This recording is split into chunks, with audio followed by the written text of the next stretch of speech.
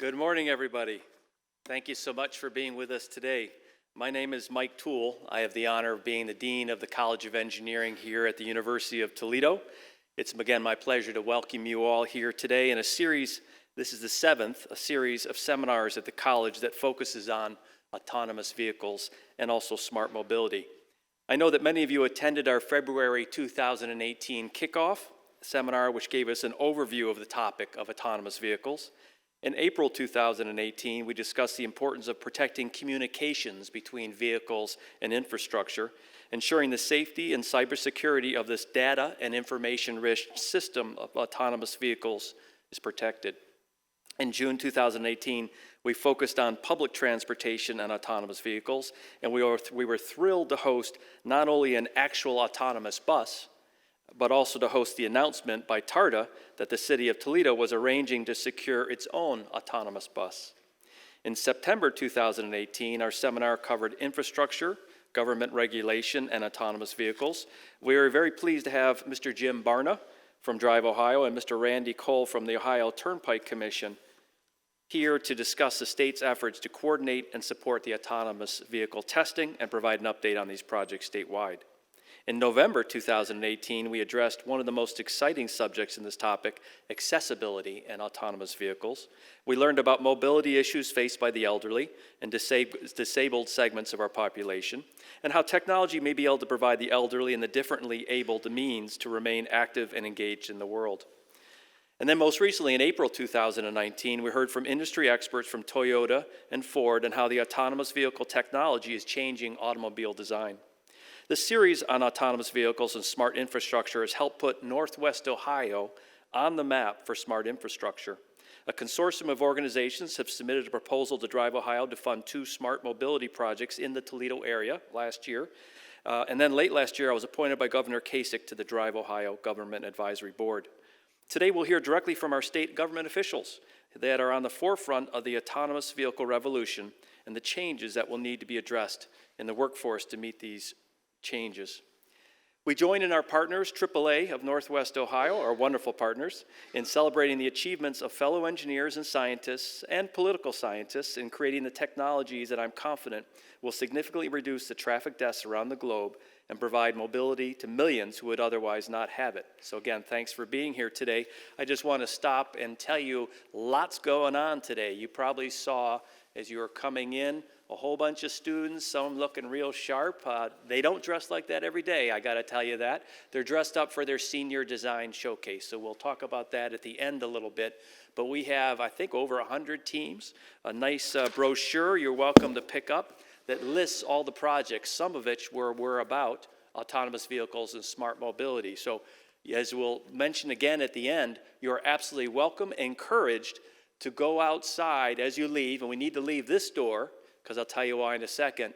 Head down the hall, just stop and talk to the students. You will make their day if you just stand up, smile, and say, "What's up?" They'll go into their pitch, and you'll learn some things and ask questions, and it's a very exciting day, the culmination for us, for many of our seniors, because due to our mandatory co-op, actually December is our biggest graduation, because it's a 4.5-year program for most students due to our co-op.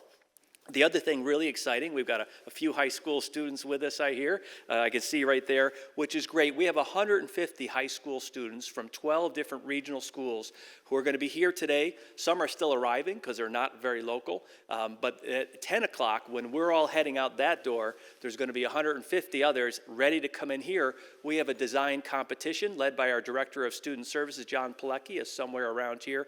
And this is part of our outreach program, and it's very much connected, right, to smart mobility, autonomous vehicles. So that will be going on in here. I think you could participate if you want, but if you're wondering what that is and why these students at U Toledo look so young, it's because some of our high school on their way to come to U Toledo. Don't forget that. So anyway, that's part of what's going on. So now it's my pleasure to introduce our MC for today's event, Miss Lisa Guyton from 13 ABC News. We've been very fortunate to have Miss Lisa Guyton as our MC for the entire speaker series. Lisa has been a television anchor and reporter for nearly 30 years. She spent the last 15 years working at 13 ABC. Lisa grew up in Perrysburg and graduated from Maumee Valley Country Day School. She has a degree in communications from Stevens College in Missouri and is grateful to be doing what she loves in her hometown. She's been covering the auto beat for more than a decade. Of course, a lot of the recent coverage has focused on self-driving vehicles.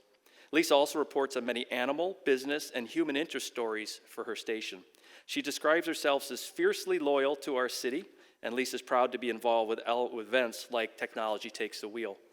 In her free time, Lisa volunteers for a number of charitable organizations in the community. She also spends much of her time with real horsepower. She's an avid equestrian who began riding horses at the age of 4. Please join me in welcome Lisa.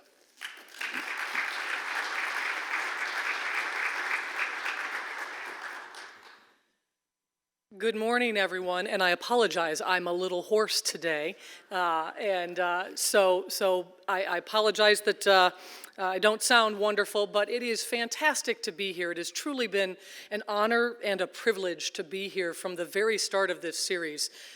So much cutting-edge technology and production and research and development in the automotive industry happens in this community. Even if you're not connected to it, as I wasn't until I started covering the auto beat, you really should be very proud of the men and women in this community who have been such a crucial part of one of the largest industries in the world for a very long time. My story yesterday was about Fiat Chrysler, and they're moving forward with negotiations with the UAW and a tentative agreement, and part of that is that a lot more money is going to be loaded into the Toledo area facilities to continue that work, and while it's not for autonomous vehicles, it's for a lot of electric and hybrid vehicles. So there's a lot happening in this community that really drives that industry, and we should all be very proud of it. So it's an honor to be here. This is an incredible series that I have learned a lot from, so I'm thankful that they keep asking me back. I'd like now to introduce our first speaker. Jack Marchbank served as an Assistant Director for Business and Human Resources for the Ohio Department of Transportation, ODOT, from July 2017 until his appointment as Director by Governor DeWine in January 2019. In his role as Assistant Director, he was responsible for the overall management of the department's 5,000 employees and the development of its $3.3 billion budget. He provided strategic direction to the statewide administrators of the agency's finance, human resources, information, technology, legal, and communications divisions, as well as the opportunity, diversity, and inclusion programs. His duties also included service as a voting member of the State Infrastructure Bank and fiduciary oversight of federal fund transfers from the Federal Transit Administration and the Federal Rail Administration. He is a former member of the Ohio Transportation Review Advisory Council, TRAC, and has worked in the private sector as Business Development and Marketing Director for Prime AE Group, Incorporated.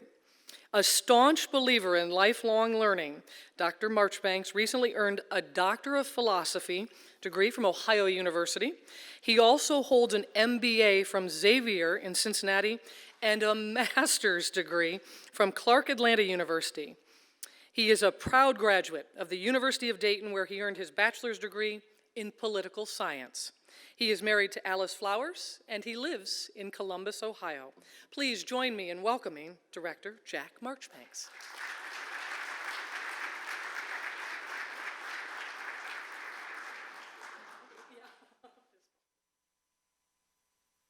A fist bump for Lisa since she has a cold. Good morning, everyone. Good morning. It is a pleasure and privilege to be here. I've been on the University of Toledo campus a few times. When Rich Martinko was District 2 Deputy Director, he's a proud UT Rocket. He made sure I got by here a few times, and I'm glad to be back. I bring you greetings on behalf of Governor Mike DeWine and Lieutenant Governor John Husted. Yesterday, as some of you know, was a very good day for Ohio. What we have happening, Lieutenant Governor Husted was supposed to be at a county engineers meeting in Columbus, and I had to sub for him. And he instead was in Warren, Michigan with Mary Barra announcing the fact that GM with LG Chem is going to repurpose the Lordstown plant for the manufacture of advanced electric batteries. That's going to mean 1,100 jobs for Ohioans, but more importantly, it positions Ohio for the future. So we are excited about that, very excited about that. And again, what we're talking about when we talk about autonomous and driverless vehicles, most of those vehicles will be electric. They're not going to be combustion. Before I go into my prepared remarks, I wanted to, let's get that picture of me off of there. Okay, all right. Before I go into my prepared remarks, I wanted to share something with you. Sometimes I think about when I'm getting ready to speak in front of people, things that I think are important for them to know that are not part of the script. For the last 4 months, I've been traveling around the Ohio Department of Transportation telling our employees that we are at the beginning of a paradigm shift. A paradigm shift, which means the world as we know it is changing. The world as we know it is changing. And this is the topic and this is the area where it's changing, transportation. When I came to ODOT, 1991, 5 days after I arrived at ODOT, the World Wide Web was launched on a Mac computer in CERN. That changed the world as we know it. Many of the things that we're able to accomplish today, most of the technology that you're going to see that's fueling the advancement of smart technology, smart transportation, smart mobility, was powered by the internet. That was a paradigm shift. Now, here, as we enter the 2020s, we're looking at a new paradigm shift. And that paradigm shift all centers around transportation technologies.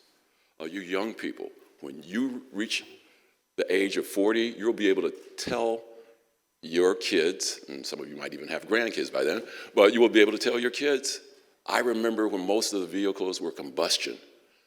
By 2050, the combustion engine will be like a horse and buggy. Horsepower will be a thing of the past.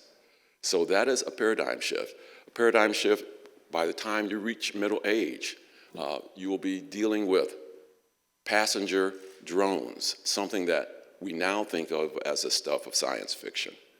All these things are happening right now. All of them are happening now. But again, they have to happen with the assistance of political will. As these academicians know, and as we all know, we live in a politically authorized environment. You know, we live in a politically managed society. And it's so wonderful and fantastic that Governor Mike DeWine had the political will to go to the Ohio General Assembly and ask for an investment in Ohio. Now, that investment is going to be in our legacy system. But our Ohio Transportation Network, as we now have it, our legacy system, concrete, asphalt, steel, metal, sheet metal, it's all part of a legacy system. We do have a digital system that's coming on stream, and all of you are going to be a part of that. But we are still responsible for the legacy system, which is worth, in conservative terms, $115 billion. I think it's worth more than that. If you had to build this entire system from the ground up, it would be, you'll be approaching $1 trillion level in today's society. But this legacy system is a system on which we will put our smart mobility vehicles. It all comes down to tires on pavement, but not entirely, because some of these things are going to be flying in the future. One of the things I wanted to share with you is that we are committed. We are committed to technology. You can count on ODOT to continue our comprehensive use of technology, to be innovative and with our operational responsibilities that will make more proficient and effective our system. It's ODOT's goal that all of Ohio will be connected by a safe, smart, and collaborative transportation system that moves people safely, efficiently, and reliably. We are currently underway with our long-range plan, Access Ohio 2045, which wraps all of this into a big picture look at the future for our entire transportation system. Through the end of the year, we will conduct public meetings around the state, seeking your input and industry comments and asking you for your ideas on how to improve Ohio's great transportation network to ensure that one of our state's greatest assets is being utilized to its full potential. Access Ohio requires a collaborative engagement of the freight, transit, rail, maritime, aviation, and highway industries to compile a comprehensive transportation plan for Ohio's future. 2045, we're looking at a smart future. We're looking at really the next phase of our transportation system. And again, Ohio is in the vanguard. I am happy to report that when I go to national DOT meetings, we have an organization of all the 50 state departments of transportation in the 2 territories. It's called the American Association of State Highway and Transportation Officials. Everyone is gobsmacked about the things that we're doing here in Ohio. We are the envy of the nation because we have that synergy of assets. We have the history of innovation, and that is continuing into the next decade. So we're excited about our leadership, and I wanted to take a moment to recognize, excuse me, I'm getting over a cold. I wanted to take a moment to recognize the members of our Smart Mobility team. And it includes not just Drive Ohio, but our district deputy directors. We are divided into 12 districts. We are to cover the state. So I'd like for our district deputy director for District 2, Patrick McCauley, to stand. And I'd like for all of our Drive Ohio team members to stand. These are the people that are leading. They are leading our foray into the future. And as Lieutenant Governor John Husted is fond of saying, we will win the future when it comes to smart mobility. Drive Ohio, let's talk about Drive Ohio for a bit. I drew a raised eyebrow from the governor at a retreat earlier this year when I said, Governor, you know, we're not just the Department of Transportation, we're the Department of Mobility. He said, what? And I said, no, hear me out, because when you think of our mission, the safe and easy movement of people and goods from place to place, it assumes that there's a mode of mobility for those people to get from place to place. So we are looking at reimagining how we approach transportation for our citizens and for our industries. And again, this is a great breakdown, and I have to give Rich Granger, who I'll be introducing in just a moment, a lot of credit for making me aware of this. Safety is the first thing that we're concerned about when we talk about smart mobility. The driver assist technologies that we are all enjoying these days are making us safe, actually protecting us from ourselves. Most of you already have driver assistance technologies loaded into your vehicles, and many, many more are coming. What we're looking at here is if it's not safe, it's not really smart, is it? You know, our main thing is to make sure that we use our system in a way that's responsible.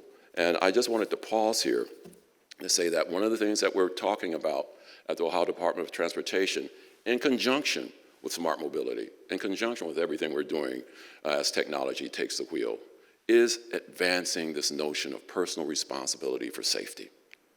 We have a personal responsibility. I'm looking at the young people as well. We have a personal responsibility when we get that driver's license, not only to drive safely to protect ourselves, but to protect those around us. Since 2013, there have been around 80,000 crashes involving distracted driving in Ohio. That is unacceptable. Distracted driving is a public health threat that endangers all Ohioans, but especially teen and young drivers aged 15 to 25. I was speaking with Dr. Amy Acton, who is the director of the Department of Health for the state of Ohio, and she was telling me, and she's a medical doctor, she was telling me that she personally had remorse, if not shame, and most of the public health industry also had remorse, if not shame, for not being more responsive more quickly when they saw the opioid epidemic exploding in the early part of this decade. We as transportation professionals, and you as future transportation professionals and technology professionals, don't want to be in the same position 5 to 10 years from now. We need to do everything we can. And I'm excited about smart mobility because we're going to harvest these technologies to make our system safer. Telling you a little bit more, Governor DeWine in April said that he wants distracted driving to be socially unacceptable as drunk driving. And I agree with him entirely on that. One of the things we have at ODOT, and I'm happy to announce that, is that we have a policy against driving, using your cell phone while you're driving.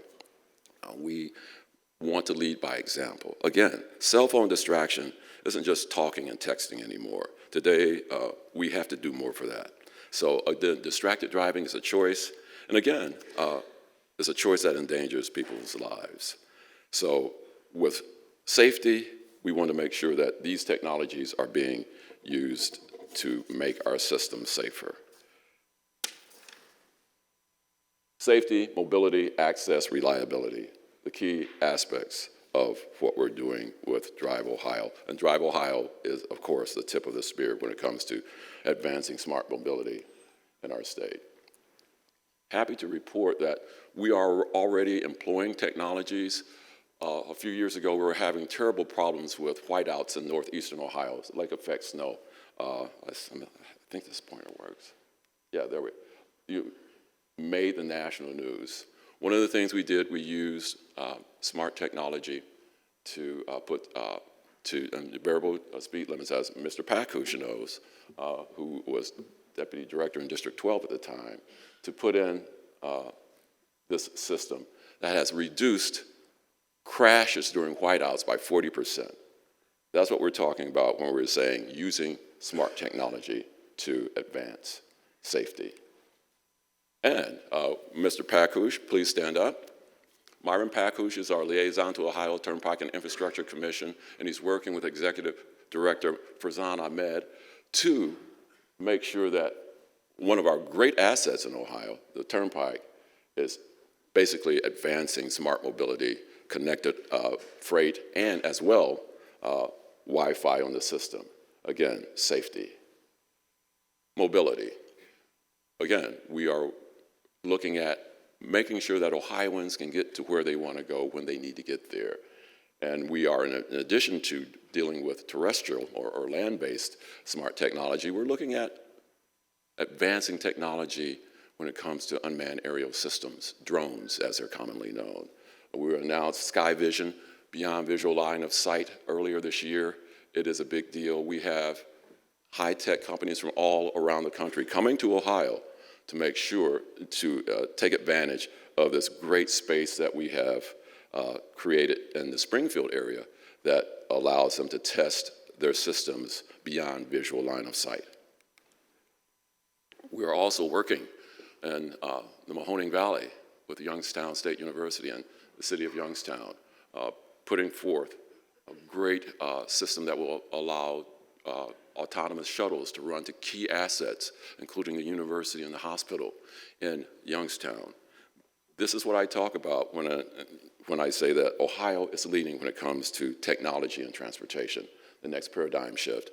Just recently, I was with Lieutenant Governor down in Columbus. We opened up what we call the Smart Lane in eastern Columbus. It goes from downtown Columbus northeasterly out to the northeastern suburbs, terribly congested during evening commutes. It would have cost us almost $100 million to build an additional lane. But for a fraction of that, about $16 million, and with excluding the interchange, we were able to open up the Smart Lane that in evening rush hours, when the traffic reaches a congestion point, when it slows down, our people in our traffic management center can open up that lane, and it allows an additional lane of traffic to flow northeasterly out of downtown Columbus to the very heavily populated suburbs of northeastern central Ohio. So this is using smart technology to take advantage of that legacy system I talked to you about. We cannot build ourselves out of congestion, but smart mobility, smart technology will help us manage congestion. And again, part of quality of life is not sitting in traffic all day. Part of the reason Ohio is becoming more and more competitive is that people are leaving the highly congested cities. Even Nashville, we are having people come to Ohio because we are ahead of the curve when it comes to managing congestion through smart mobility. So reliability, when we do one of our primary activities, snow and ice removal, we have all of our snow plows outfitted with AVS, AVL and GPS, automated vehicle location, and global positioning systems. So we know where they are. They know what they have to do to clear snow and ice during our winter months. Again, this is a great way to gather data that our team, Patrick Smith, our interim executive director for Drive Ohio, they're collecting this data. This is going to be data that's used to help as we map corridors and map routes for our autonomous and semi-autonomous vehicles. Again, technology at work right now at ODOT. And of course, talent. That's why we're here today. We want many of you to come to work at the Ohio Department of Transportation because it's a cool place to work now, and it's going to be even cooler as we move forward with these technologies that are going to basically change the world. I talked at the outset about this paradigm shift. These transportation technologies, there's not one big boom like the internet, but as these technologies weave together, they are going to advance society in ways that we cannot even imagine right now. How many people in 1991 knew in that August 6th day when they launched the internet and made it free that our world will be like it is today, where hardly anyone goes to a library, where you can stream movies on your phone? How many people would have imagined that? And again, this kind of transformative technology is happening in the transportation space right now, and it's going to continue. The internet launched in 1991. It's still evolving here 28 years later. Just imagine what's going to be happening in 2045 and beyond, when many of you are going to be leading in government, academia, and the corporate world. We're partnering. I wanted to be there, but the governor had me go someplace else. That's U.S. Department of Transportation Secretary Elaine Chao. We won ADS for automated driving systems for rural Ohio. Again, we're making sure that mobility is a privilege that is enjoyed by all Ohioans, including Appalachian Ohio. It involves the Appalachian counties, 32. Really exciting, and we're just launching that project now. That was just one, and congratulations to our Drive Ohio team. They came to me and said, Jack, we need to apply for this grant. I said, okay, write a good grant and I'll sign it. And they did. And this is a collaborative effort that's involving many research universities, the TRC, and I cannot tell you, when I visit the Appalachian counties, Vinton, Washington, Athens, they are really excited that smart mobility is coming to their often overlooked counties. So, Drive Ohio, future of smart mobility. I wanted to take this time to now introduce our workforce transformation and workforce development managing director for Drive Ohio. I was impressed by this young man. Everybody's young to me. I was impressed by this young man when I interviewed him over 2 years ago. Brilliant thinker, and of course, an excellent communicator with young people. He worked for Battelle before he came to us, and we're fortunate to have him at the Ohio Department of Transportation.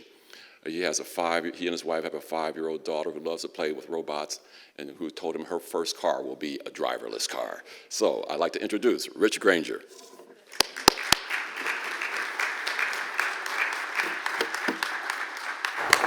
Thank you, sir. Good morning, everybody. How we doing? All right. So we're going to talk workforce.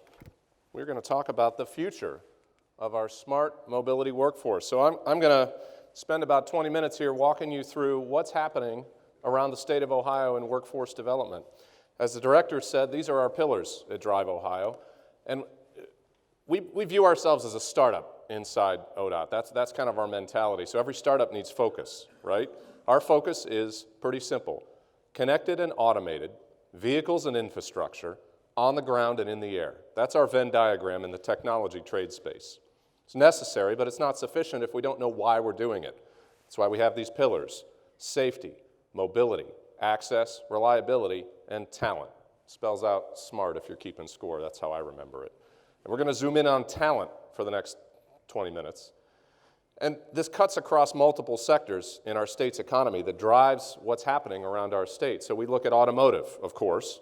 We look at aerospace because of the drones. We look at logistics, which is being actively disrupted both on the ground and in the air by all this technology. We even talk about agriculture. So if you think about what moves the state's economy, we're talking about smart mobility. And when we talk about talent, we're talking about the students, the educators, and the industry partners who need that talent.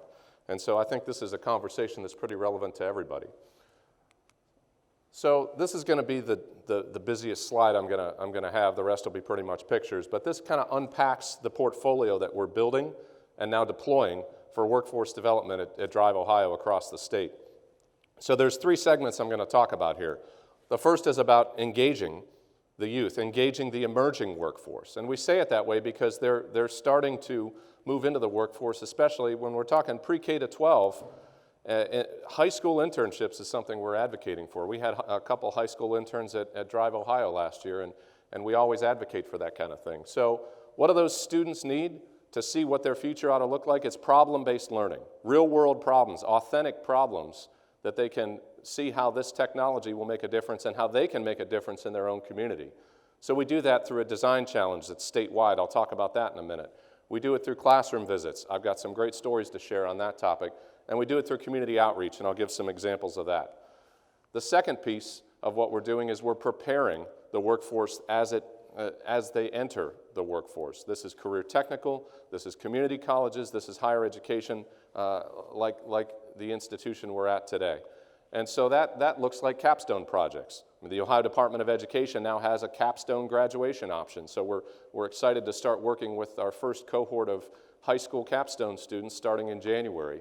And I'll talk some more about the capstone challenge that we have running all around the state. You're going to see some of those students outside later today. And we're doing other events on campus that I'll explain what we're up to. The third piece, upskilling.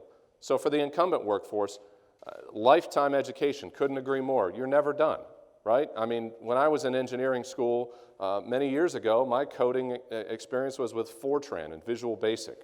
And it's ancient now, right? I mean, now we're working with, Python and Spotted Elephant and whatever the heck else they're doing, right? And that stuff just goes right over my head. If I was technically responsible for that kind of software, it's incumbent on me to go get more education. Where do I get that? Do I go back to a higher ed institution? Do I go online? Maybe it's a hybrid of all that. So we're thinking about that for engineers, but ground zero, and you're going to hear about this on the panel, ground zero is automotive technicians. That career field, as you're going to hear from some I would say, world-leading experts later this morning, is being actively disrupted by this technology, and we want to get out ahead of that. And so we're working on some programs that I don't want to steal Bob's thunder when it's his turn, but that's a big focus for us. So that's our portfolio, and I'm going to zoom in just a little bit more to unpack this even further. So the Ohio STEM Learning Network, just show of hands, who's heard of that before? All right. So this is a great program statewide. Every year they run a design challenge. This year we're excited to have partnered with them on this K-12 design challenge focused on smart mobility. So if you are an educator, if you happen to be a K-12 educator, or if you're a parent or a friend of a K-12 educator, make sure they know about this. Sign-ups are still open through January 15th. Teachers and schools can opt in.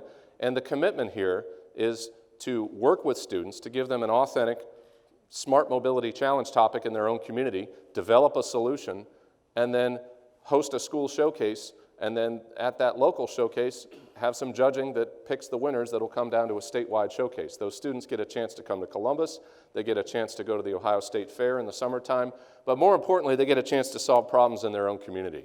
What do those problems look like? Here's an example. So in Northeast Ohio, the Fund for Our Economic Future, an early stage seed investment fund for an 18-county region in Northeast Ohio, is running a program called the Paradox Prize. This is the paradox. No car, no job, no job, no car. I want to get a job. I live here, the bus stops in the middle. How do I make those last mile connections, or how do I make those first mile connections to even get into the transit system? What if I have accessibility challenges? All of that. So the fund has put together $1 million of prize money, so this is real. So we put this in front of students to say, what if you were submitting to this challenge? What would you do? And so we lead them through design exercises.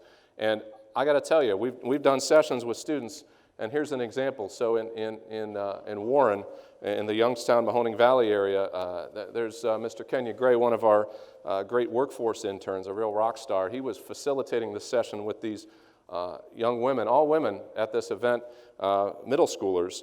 And the ideas they were coming up with were right toe-to-toe with some of the proposals that I had been reviewing for the Paradox Prize from working professionals. So every time you put a challenge in front of students of any age, they will rise to the occasion. I guarantee it.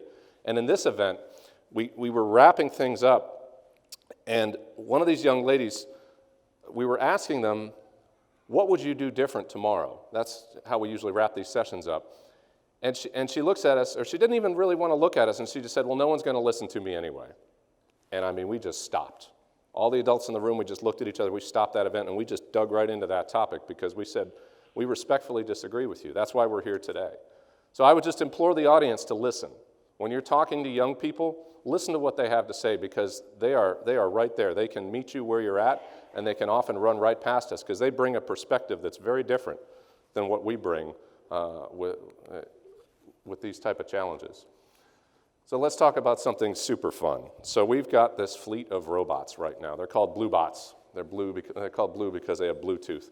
And so these things are programmable. The little orange buttons on the top there is your coding. The green button says go, and then you set it on a route. So what are we doing with these? We're taking them into classrooms. This was at the State Fair. There's Kenya again working with some visitors to our booth. And what we're asking them to do is program the robots to follow a route. That map is the route of the Smart Circuit shuttle, the first autonomous shuttle that was deployed in the state of Ohio. And then just yesterday, we did our very first classroom visit. So down in Columbus, I went into a third grade classroom in Avalon Elementary, and boy, those kids were having fun. We brought them maps of their own neighborhood, which happened to be one of the route maps that Smart Columbus considered before they chose Linden as the next deployment for automated shuttles that'll start next year. And just to see those kids kind of lighten up, not just with the robots, but to say, hey, that's my house, or my dad works there, or there's our school. I mean, they were just into it. And at the end of this event, one of these little girls looks at me, and just without missing a beat, she goes, I want to work at ODOT. I'm like, bingo. She got a fist bump right there. I mean, that is it. And I wasn't pushing careers on them. I just said, here's some robots, here's some maps, go. And I mean, they were just hitting me with questions for, 65 minutes, and we went into overtime. And, again, you put this technology in front of these kids, students, and they will just rise to the occasion. So we're doing more of this kind of stuff. We're trying to train up smart mobility ambassadors all around the state. I'm glad to travel wherever needed, but that's unsustainable if it's just one person, right? So that's why we're trying to get everybody coached up on how to do this, and we're working with some museum centers and science centers on all this. So the Imagination Station here in town is on our radar. We haven't had that discussion yet, but we would welcome introductions to those kind of partners. And this is what the kids get at the end. So we had the whole classroom shout, I'm a coder, at the end. I didn't get it on video, but man, that was fun. So here's the other kind of outreach events we're doing. You see a drone pilot there in the middle. COSI, the Center of Science and Industry in Columbus, has a big science festival for the community every year. We'll be doing that again. We're working with the Cincinnati Museum Center. We're just really reaching out to all sorts of STEM, science, technology, education, engineering, and math partners all around the state. And we're tying it to career events as well, like In-Demand Jobs Week. So let's shift focus a little bit to Capstone and primarily higher education, but like I said, we're tying this into high school capstone wherever there's interest and opportunity. So what we're doing with the Capstone Challenge, the Smart Mobility Capstone Challenge, is we're again, harvesting these problem statements out of statewide smart mobility programs, and then we're putting them in front of teams of students to develop solutions. And because a capstone is typically a little more rigorous, we're working with the education partners and instructors and advisors to shape a scope statement, and ideally we're getting industry involved in these as well. The best metric of any workforce development program is jobs created and job placement.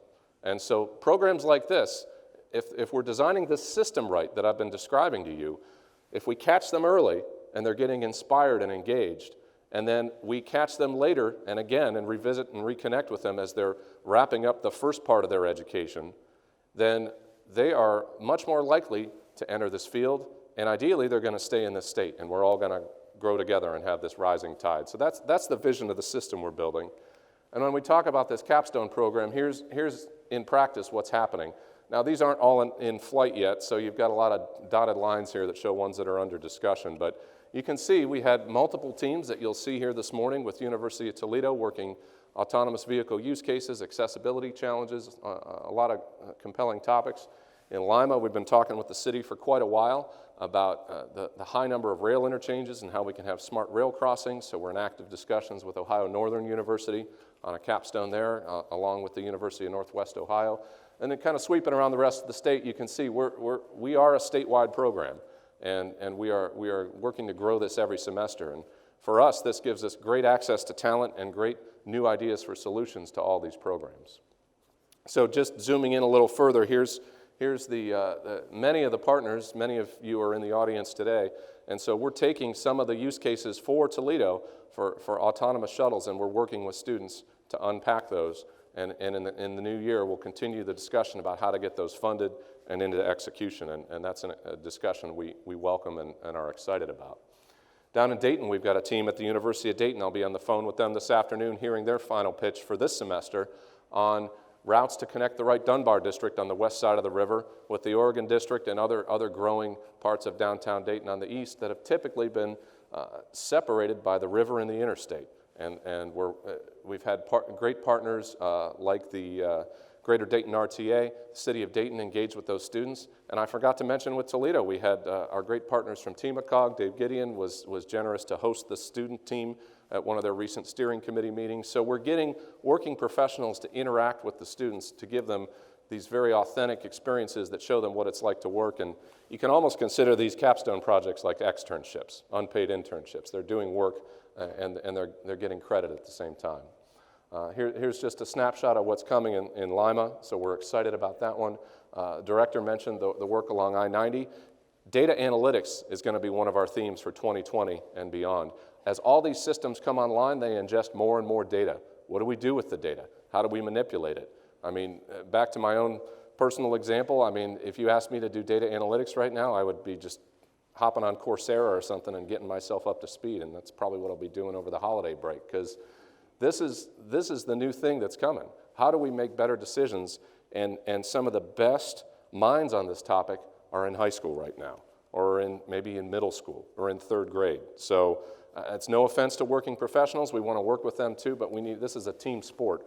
And so along I-90 and also along the Turnpike, we've got data analytics use cases building up across northern Ohio. And next week, the Turnpike is generously offered to host a whole team of workforce partners and education partners from career centers and universities around the region, and that's just the start. And so if anyone didn't get invited, don't be offended. We're just getting things started, and it's early days for this data analytics initiative, but we're excited about all that. Be remiss if I didn't mention the drone work. There was one of our capstone teams at Ohio State doing drone noise reduction for a project along the US 33 corridor. So a lot of different examples of what we can do with students. It doesn't always have to be a capstone project. Here was a weekend innovation session that we did at Ohio State, but pulled in all these other education institutions. Students from all those different institutions were represented. We challenged those students to answer the question, why would you deploy an automated shuttle? Not how. Don't get hung up on the engineering technical details. Give us the use cases. The winning team talked about safer nighttime transportation. The second place team, which was a very close second, talked about improvements to accessibility. Sitting in the middle of that picture is Jen Schlegel, the leader of that team. Here's Jen again, now employed as a Drive Ohio intern. We would not have met her if not for that event. Jen is, in this case, teaching the experts at May Mobility her expertise on how accessibility is properly integrated into an automated shuttle. Jen is here with us today. Jen, raise your hand. All right. Round of applause, please, Jen Schlegel. The Ohio State University President's Prize winner. Please talk to her later. We're lucky to have her as employee, and she's on to great things already. So in Youngstown, we're building a full stack of workforce programs, working with education partners around that area. Excited to have some new initiatives in the works for next year with Youngstown State along that corridor. Cincinnati, we're getting traction with the University of Cincinnati, OKI, to deploy technology in the Uptown neighborhood. We're simultaneously talking with the Cincinnati Museum Center as they prepare to roll out a new transportation exhibit. Southeast Ohio, working with Ohio University, partners in Marietta will be hosting in January an 8-county education summit for K-12 educators to figure out how they can get hooked in, how they can get involved with the Ohio STEM Learning Smart Mobility Challenge. So I'm throwing a lot of stuff at you to make the point that this is a statewide program. We got a lot of parts moving, and the only way we can do this is through partnership. And so we're looking for partners like yourselves to get engaged. The last case study I'll give is along US 33, and this gets into the automotive technician space. So along this corridor in central Ohio, we're deploying connected technology. Part of that deployment requires installation of equipment inside vehicles.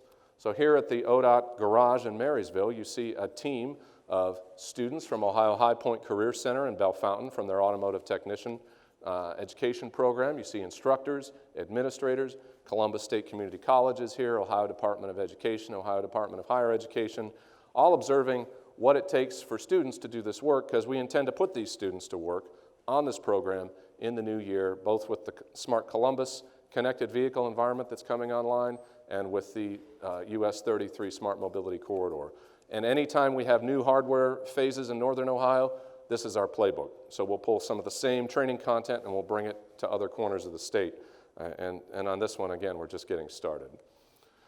And we'll talk more later about advanced driver assist systems, ADAS. I like to call it the safety force field. It's a little more relatable, right? So how does this technology impact the repair and maintenance of these vehicles? I will not steal the thunder of our panelists, but we're going to talk about that in more detail.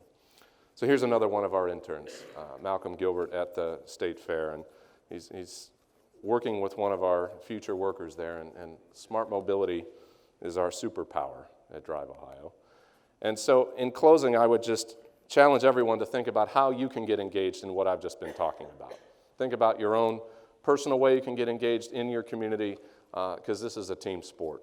And so at Drive Ohio, we believe the future of our smart mobility workforce in Ohio is very bright, and it will be brighter with partners like you. Thank you.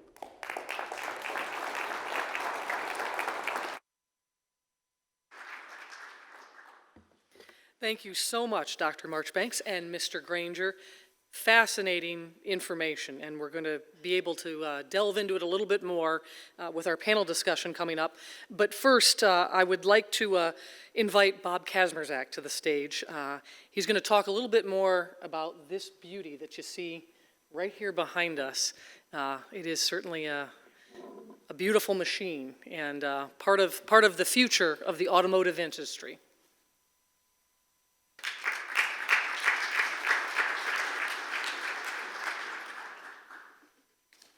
Well, good morning and thank you. And I have the opportunity to introduce you to, let me make sure I get the technology working here, right?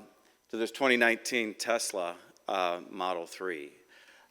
So I would say that as we have a break and we have a few minutes, I think, when the session will end today, feel free to come in and look at the vehicle and get an idea about what this is all about. The interesting things that I'll talk about here really quick is that when you look at the vehicle, you won't see a dashboard. Instead, you see a 15-inch monitor in the middle of the dash. And that's where all of your functions and controls are. The other thing that you'll notice is that when we open the hood for you, there's no engine. Basically, it's driven by 2 dual motors within the vehicle. So it is really an amazing vehicle, and it's where our technology is going. And Rich touched on some of the things that we're working on. I certainly won't get into it right here, but our goal is to teach technicians how to deal with, current technicians, how to deal with this technology that we have today, and then, of course, work back to the colleges and the high schools.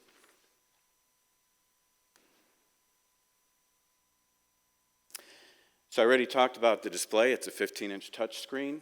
And by the way, your cell phone, which was mentioned earlier, also is a tool for this vehicle. It has rear side and forward-facing cameras that provide maximum visibility. So it's 360 degrees around the vehicle. You can see while you're driving. Forward-facing radar provides long-range view of distant objects. And then there are 12 ultrasonic sensors along the side of the vehicle that detect nearby cars and prevent potential collisions and assist with parking as well. And it's really amazing to see these sensors work on the vehicle because, as Rich had mentioned, you know, this is a part of the ADAS and that kind of force field or that field that protects you as you drive the vehicle. And then this vehicle has autopilot.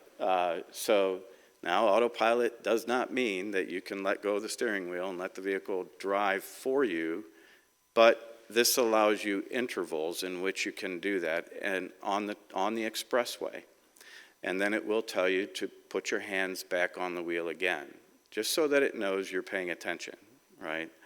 But it is not meant yet to be fully autonomous. So I want to make sure that everybody understands that. And as we deal with ADAS and autonomy, you know, that's certainly not the case right now. You have to still be active in the driving of that vehicle. So instead of an engine, this vehicle has dual motor all-wheel drive. It has independent motors that digitally control torque to the front and rear wheels. The dual motors respond to changing conditions in as little as 10 milliseconds. That's pretty amazing when you're driving on the road. Imagine an icy condition or so on, or maybe a wet condition. All of a sudden, you know, each wheel independently changes the way that it operates. Possibly applying brakes or whatever the case may be to help the vehicle better control itself. And this vehicle has a 5-star overall NHTSA rating. So driver, passenger, front seat, and rear seat, and rollover, 5-star rating. That's an outstanding rating from NHTSA. So meaning that this is one of the safest cars on the road today. And then obviously some of the other features in the vehicle are that it has an expansive, we're not changing, no, there we go, expansive glass roof, obviously providing you more headroom. And it's really comfortable to sit in, and it's, no, we wouldn't ask that people get in it today necessarily, but feel free to have a peek. But the vehicle is comfortable to sit in. It's has over-the-air software updates. So that's very important too. So this is nice for the industry because today what we have to do is we have to flash cars, right? So we have to update the computers in the cars so that they keep updated with what the manufacturer is putting out. Well, Tesla automatically receives those updates. So that's really a nice feature. The battery charge, it'll recharge up to 172 miles in 15 minutes. I had an opportunity to talk with the owner, who's here in the audience, Edgar, and he had mentioned that he and his wife took a trip to Indianapolis, went to a quick start charge station, and in about 45 minutes the vehicle was fully charged.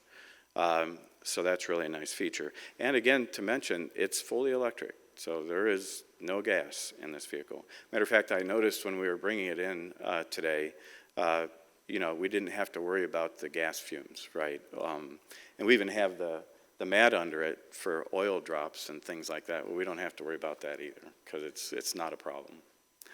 So, and right now there's only 14,000 charging stations worldwide. So that's another infrastructure piece, right, that is being worked on, and obviously more jobs for people. I've talked with some dealerships across the country who are installing them in their dealerships because they're near expressways and different things like that to help the infrastructure folks along the way. And then here it talks about the warranty as well. 4 years or 50,000 miles, battery and drive unit, 8 years or 120,000 miles. And the reality is what Tesla is doing is they are certainly disrupting the automotive industry as we know it today. Everything from the dealership experience to the purchase experience to the delivery of the vehicle to how it's maintained to what they do for you when they come to your home to help you install the things that are needed to charge the vehicle, etc. And if you would notice, there is no Tesla dealership where the thing is serviced. There are certified garages where they can be serviced today. So it's very interesting what the impact that Tesla has had on the industry all the way from the purchase to repair. And it's something that, we certainly want to be ahead of and working with other manufacturers as they continue to do the same.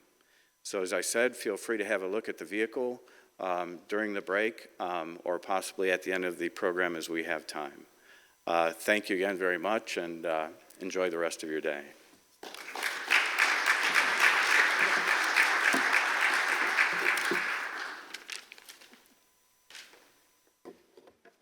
Thank you. We are now going to take a 5-minute break, and the restrooms are right down the hall in Nitschke Hall. We'll be right back.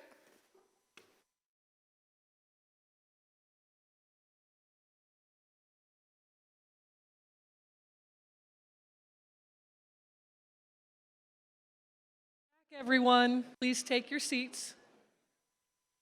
And I apologize for having my back to some of you.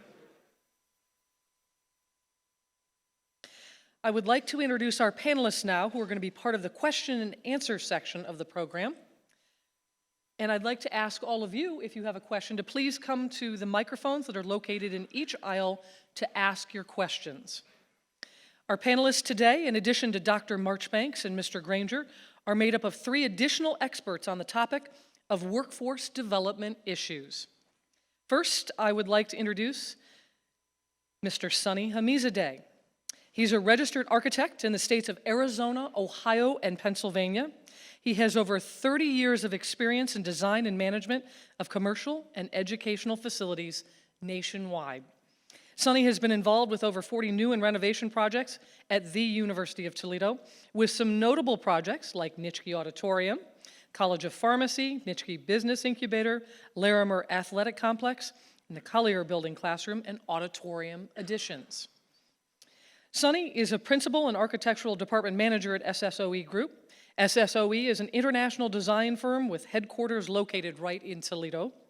Since joining SSOE in 2012, Sonny has been leading the corporate-wide efforts in establishing SSOE as a nationally recognized workforce development training facilities design firm. Some of SSOE's current workforce training facility projects include Owens Community College, Dana Advanced Manufacturing Training Center, Youngstown State University Training Center of Excellence, and Carpenters Union Skilled Trades Training Center in Detroit, Michigan. Next, Mr. Justin Morgan. Justin Morgan is the chairperson of automotive technology at Sinclair College, that is in Dayton. He is currently the principal investigator on a National Science Foundation grant, Bridging the Gap in Automated and Connected Vehicle Technology. He's an ASE Master Certified Automotive Technician.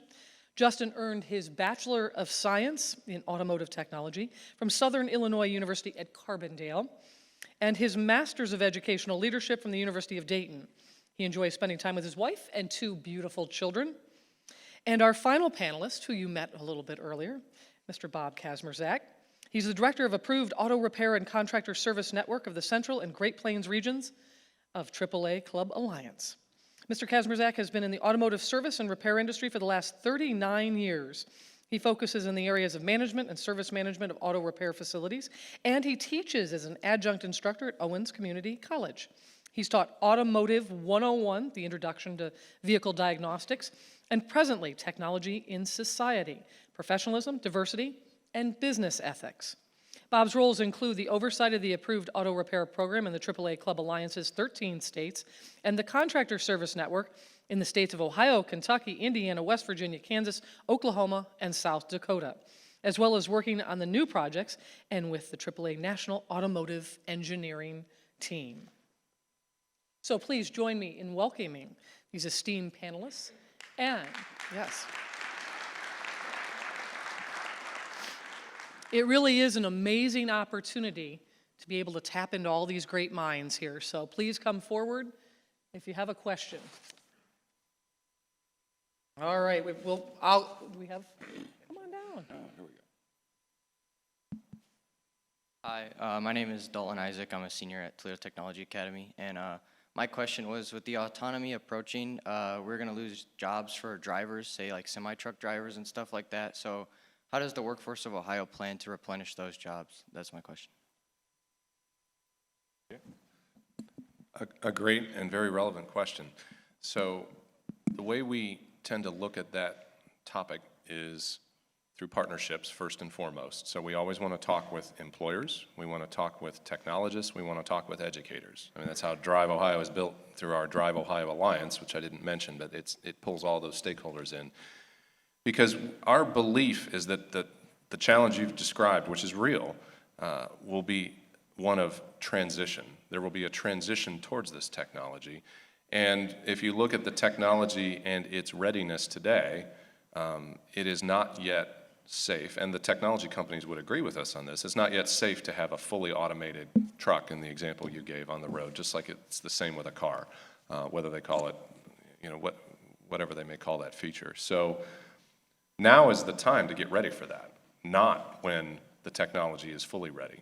And so between the state programs that I was describing earlier, and then we're staying in close contact with national partners. So there's an organization, for example, called the Partnership for Transportation, Innovation, and Opportunity. It's a little bit of a mouthful. PTIO is the acronym, but what's important about that organization is they're funded by multiple industry organizations, including the American Trucking Association, to dig into this topic from a problem identification perspective and from a policy perspective as well. So they're talking, they're out of Washington, D.C. We hosted a listening session with them in Columbus earlier this year. The Lieutenant Governor, John Husted, was a keynote speaker at that event.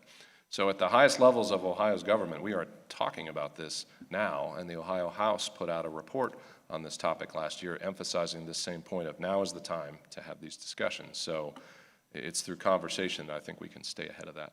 And if I may add to what Rich just shared with you,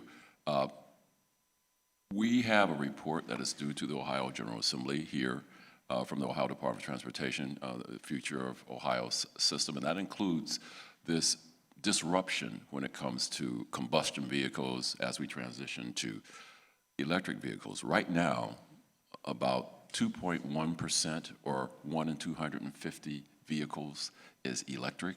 So we have a long way to go before we get that market penetration. When I mentioned earlier, you will be in your middle age. I know it's hard for young people to imagine being anything but young, but because I was there once time, and I can't believe I'm old as I am now. But what we're looking at is about 2040 for you to have at least, I think, 35–40% of the fleet, the civilian fleet, changing over to electric, and that is I think the biggest change that's going to be going on as we move out of the combustion vehicle to electric vehicles.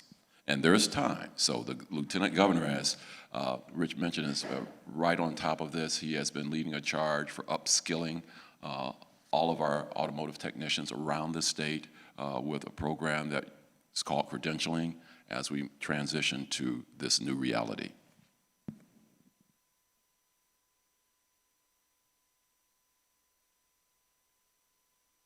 I have a question for more for Justin and Sunny. As working at the University of Toledo, I'm curious as to what your input is on where education is heading and where education should be heading to prepare for the workforce changes. Just make sure that's on, okay. So I can speak from the automotive technology side. The chairperson of automotive technology has mentioned for Sinclair College. And one of the things that we're working on is the upskilling, as Richard mentioned, with automotive service technicians.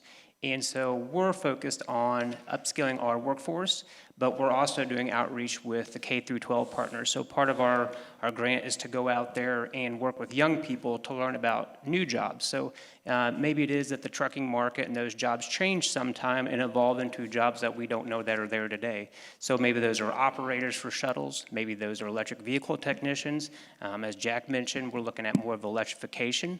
Cyber is going to be a concern, so I work with my constituents and my colleagues at Sinclair to look at cross-disciplinary concerns with cyber and automotive and hacking with those shuttles and those services to make sure that they stay on routes. And so, I think that's kind of from our stake, that the upskilling of service technicians is going to be one of the hugest demands that I don't think that we've, fortunately in the state of Ohio we are, but I don't know that nationwide that's currently going on. Good morning. Probably the only architect here, but glad to be here. Part of the conversation is what your question was. Automation scares a lot of people. Automation to a lot of people means that we're going to lose people in the workforce. But the reality is a little bit different. What we are seeing in a lot of colleges and universities, actually, there is a noticeable effort from all the institutions, one, to partner with the industry to retrain and retool their folks, and also for the college and universities to go after a lot of the students who may not go the traditional way. The other part that we're seeing is there are many different layers of the technology as we're going through. A lot of people think that, oh my, goodness, if we go to that car, beautiful car that you see there, we're going to lose a lot of jobs. But there are many different layers of technology and automation that goes into these cars that's still going to continue. What we're seeing is also a lot of college universities teaming with industry because they need to retool those people. For example, I wrote this down, repairing, replacing, the body shops, that's still going to continue. The paint shops, that's still going to continue. Service technicians, they're going to do something different, but that's going to continue. So that's where the retooling comes in, and this is exactly what we're talking about, the transition of the workforce. And the college and universities are more and more getting engaged, and actually this has started with the President Obama's administration, where he initiated workforce development for junior colleges because they could see that this is coming. And this is something we have to get ahead of it. So this partnership that we're seeing happening between the college and universities and the industry is, again, helping the industry to keep their people because our workforce numbers are shrinking. We don't have enough people in the workforce. So keeping those people, retooling them, and also the new people coming into the field to have opportunities, teaching them in a different setting than what you see in traditional schools. And I just wanted to comment on that. Thank you, Lisa. What's happening in the automotive repair industry is that, we have technicians, as Justin said, that we have to work on upskilling. And the problem is how do we do that? There's a lot of technology here, and the information isn't available to technicians in the field today.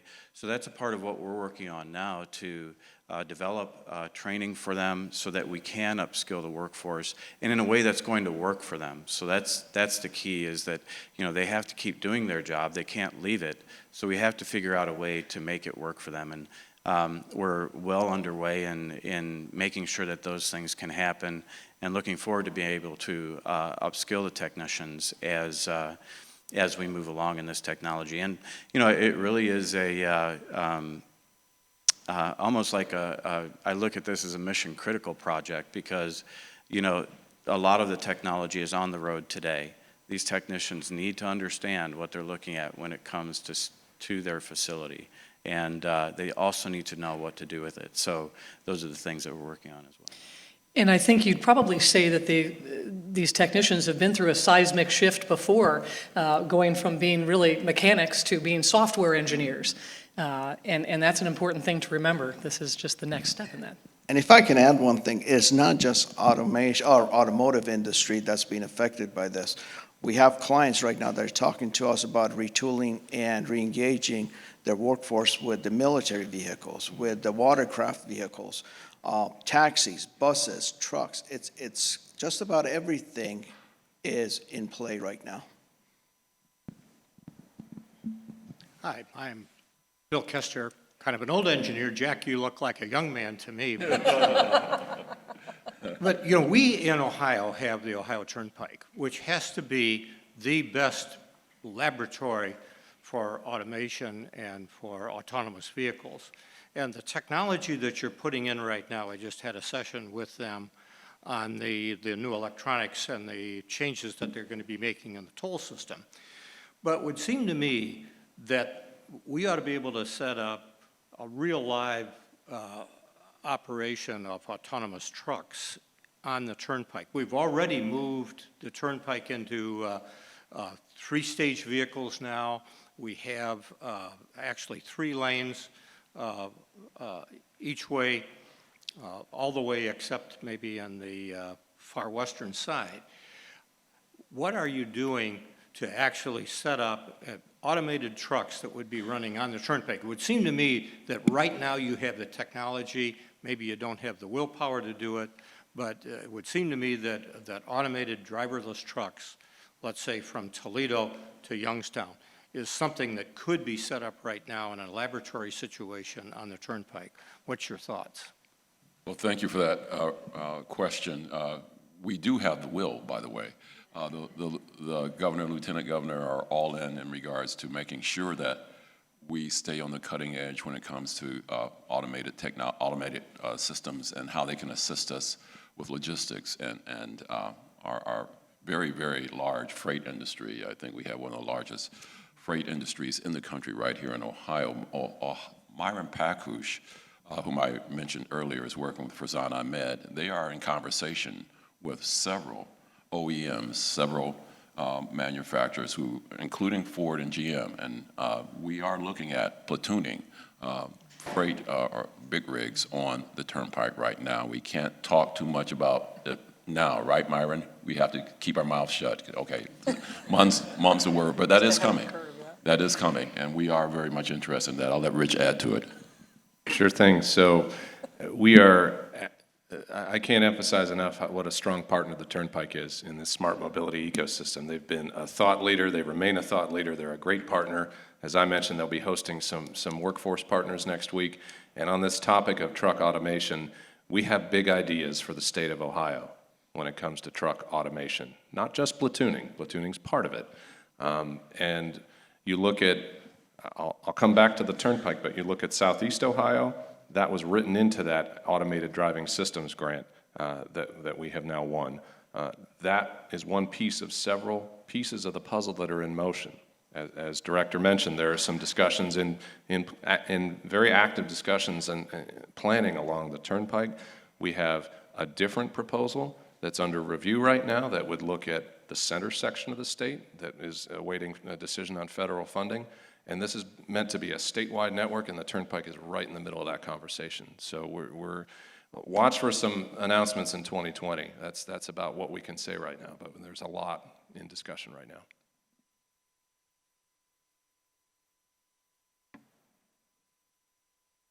So if you think about smart mobility, smart infrastructure, just breaking it down a little bit, getting a little geeky, we've got the sensors that collect the data. We've got the distributed networks that do it, the cybersecurity issues, the Internet of Things, where all the coding that goes into it, not only the whole systems design. So that's what we need. And then the question is, who is going to be playing different roles? And so I love, Rich, how you talked about the coding, right? Because we do need technicians who can do coding. We need technologists. We here at U Toledo have degreed engineering technologists and degreed engineering science. Of course, we have masters through doctorate. What's your sense for whether the different levels of education and experiences, are we heading in the right direction? As far as does Governor DeWine and the Chancellor of Higher Education here think that there's enough conversation to that, one, nothing's going to fall through the cracks, so to speak, that we have, let's say, technicians doing things that really degreed engineers should be doing. Or, similarly, our degreed engineers, we're still focusing on things that we really should download to our technician and technologist colleagues and focus more on the bigger system integration. So, big question issue about where we should be heading, ultimately related very much to smart mobility. Great set of questions, Dean Toole, and I would say that I just keep coming back to partnerships and cross-sector discussions. And so to unpack some of what you were talking about there, I'll give an example. Our discussions with some partners like the Transportation Research Center, a national leader in automotive proving ground facilities for automated and connected vehicles with their Smart Center. I've been talking with a lot of their HR and talent leadership. We've been talking, not just me, but all of us have been talking with their engineering leads and their technical leads. And it's the same points you're making. Do you need a full computer science degree? Do you need, I'll hop over to my comfort zone, which is mechanical engineering, my background. Do you need to just know how to operate the CAD software, or do you need to have the full degree to do the in-depth analysis? And the answer may vary depending on the component level or the type of technology. So those same discussions are being had with a lot of these partners about the areas of computer science, coding. You know, would an associate's degree be sufficient? You know, if you have a bachelor's degree in something else and you've been working for 5 or 10 or 15 years or longer, is there a certificate that you could use to adapt and reskill, whether it's to move into the software direction, to move into the electrification area that's been discussed? So from our perspective, the Governor's Office of Workforce Transformation is actively encouraging industry sector partnerships. We should expect to see some announcements from them in the new year about new programs in that area. I can't say enough good things about Office of Workforce Transformation. The Tech Cred program that the director mentioned earlier is just one example of all the things they're cooking up in their laboratories, and they'll have more announcements soon, and I think they're right in the middle of that conversation. And if I may add, I'm in conversations with Chancellor Randy Gardner. He is expected, you know, by the governor to revisit civil engineering curriculum. Just adding on to a couple of things that Rich shared, you know, electrical coding, should that be baked into a civil engineering degree? So for the future, we are looking at this kind of reimagining of what it takes to be a licensed professional engineer in this space. It's being taken very seriously by the governor and the entire state apparatus. I also wanted to add to that, in that, you know, as we look at, you know, the technician of today, and you know, repair is my background, so, you know, that's always what I'm thinking about. You know, as we look at, and then as we look at the technology that's coming, you know, the training for a technician is going to be different because they have to understand the infrastructure and how it works with that vehicle so that when they finish repairing it, they can make sure that it's working properly. So there has to be some synergies happening there with infrastructure and auto repair at the same time. This is a question that probably all of you can address on your own level, but what are the state's biggest problems in the area of workforce when it comes to this? Are there not enough people? Are there not enough people who are trained? Obviously, this is a very fluid situation. Are they living in the wrong parts of the state? So, what would be your thoughts on that?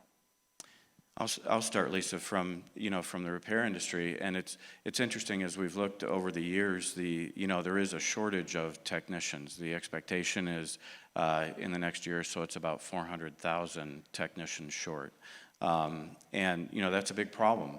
And it's simply because of a mindset, right? It's like the grease monkey mentality. Well, you know what? Some of the technicians today that are really good, that understand the technology, are making 6 figures. It's not uncommon. So certainly something that students should look at, in the future.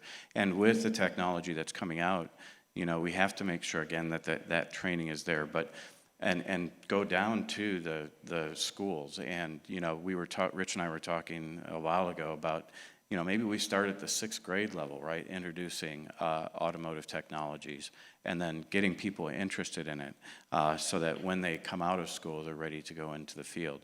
And then obviously retaining the force that we have. That is so key right now because, because of that shortage.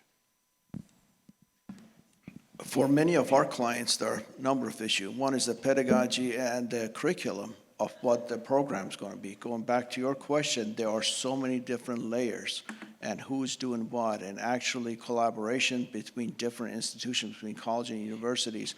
Some are teaming, some are trying to figure out what the other person's doing, so that part is taking place. That's part of it. One of the biggest issues, obviously, the funding. Funding for these new programs, funding for the infrastructure and updating those. Those are also things that actually we work with them to find those funding sources for the college and universities. Second part, or the next part of it, is also the partnership. We see a lot of struggle between college and universities and private industry trying to team who can help whom, and then having that partnership actually continue. Not just for 1 or 2 semesters, it's going to be a multiple year going through. So those are the issues we're seeing from our clients. So to your question of what are the challenges in Ohio, and it's a big question, and we welcome that. I would highlight two challenges that I think we can address, because every challenge presents an opportunity, right? One is awareness, increasing awareness of the opportunities, and that means reaching out to students directly.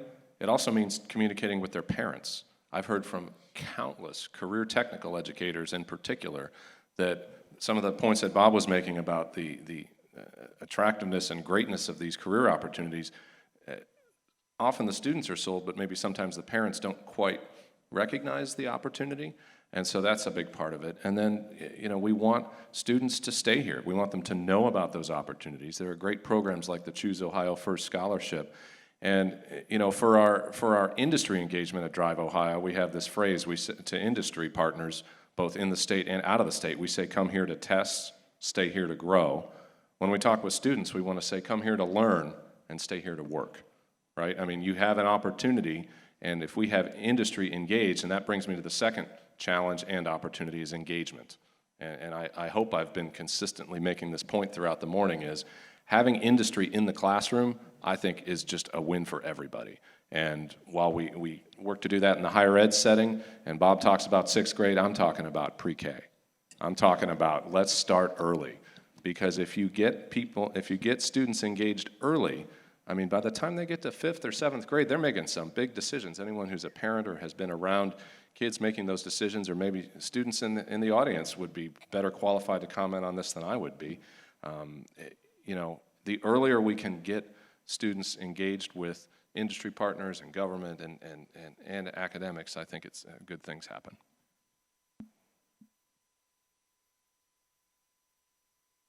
You mentioned about the industry partners and stuff here, and I can tell you manufacturers like Tesla understand the shortage because they're starting programs. We talked about the technician shortage in 400,000, and then you talk about Tesla, that's an all EV brand. They don't have any gasoline engines, and so they need a different kind of service technician, one that has a different skill set maybe than an existing technician. So they're partnering with schools, community colleges throughout the nation to bring on EV technicians. And so that's another opportunity throughout the nation and throughout the state. And for young people that are interested, that might have a different swing than kind of the mechanic days of the back in the day when service technicians were called mechanics. And so that's something that is another possibility to look forward to for the future. I can't add much to what has already been said, but the Lieutenant Governor, one of his main concerns is that our population is not growing as fast as other states. So what we have to deal with is retaining our workforce, who we have here, retraining those who want to move into this new technology, this new space, and recruit. As Rich mentioned, as we gain prestige, notoriety as a really leading state for transformational technology and transportation, we will attract those firms. Those firms will bring family members, and we will grow the state's population. And the interesting thing is, if you look at what happens in Ohio, even outside of the automotive industry, so much of what is manufactured and researched and developed here drives the rest of the nation. So that at least makes it helps the sell. And Toledo really, as many of you know, and you're an example of this. Toledo has a lot of great examples of engaging students at an early level through Toledo Technology Academy, through a number of programs through various schools. It's impressive, and it's been happening for a long time, really ahead of the curve when it comes to some of this. So my question now has to do with the technicians and rights to repair, and the fact of Tesla there's been a lot of reports and complaints that their customer service is really good until you say have water, anything with water, they don't do any repairs. You have to buy a whole new car. And there's I know a YouTube channel where one guy, he takes salvage Teslas and he fixes them up. And Tesla's reached out to him and asked him to stop multiple times. So I was wondering if there was any involvement into looking at the rights to repair.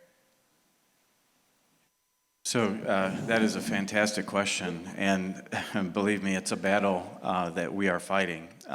So AAA is actually we legislated for with the state of Massachusetts, and we did win the right to repair in the state.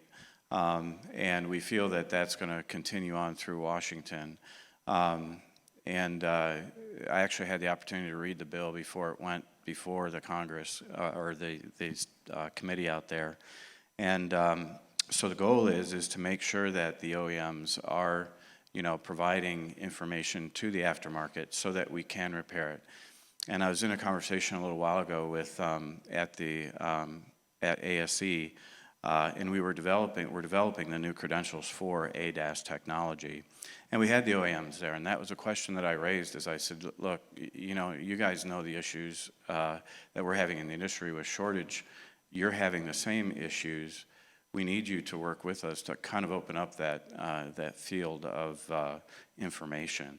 And so the work is underway to do that. It's going to be slow, I'll be honest about that, but because it's the 800-pound gorilla that we're working against. But we're going to continue the fight, and we will make sure that right to repair happens.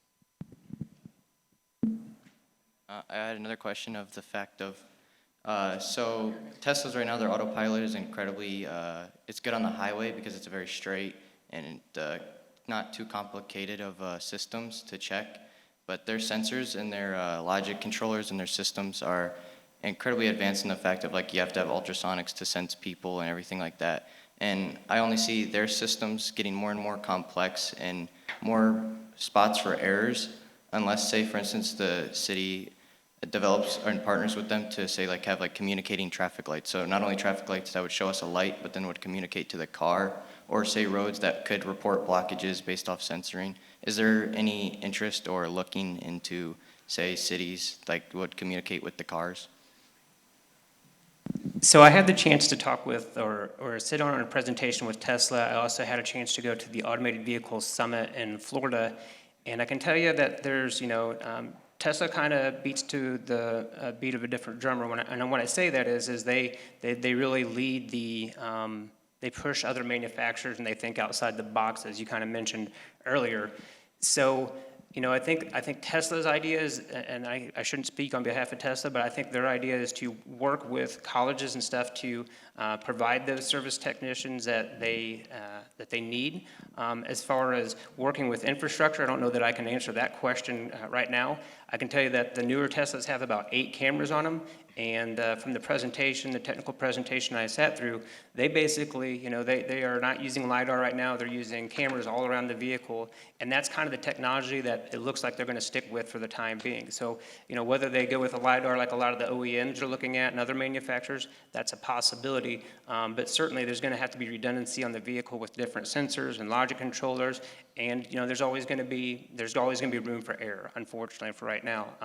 They're probably not going to be perfect for quite some time. So, it's going to be interesting as the next 5 and 10 years roll out to see those partnerships emerge and see how Tesla takes a look at that. Well, thank you so much. Really, I'm sure a lot more questions to be asked, and so if you have a chance and you catch them out in the lobby as we're done here, I'm sure they'd all be more than willing to talk some more with you. But what a fascinating discussion, and such an honor once again to be part of it. So thank you very much, gentlemen, for all of the information.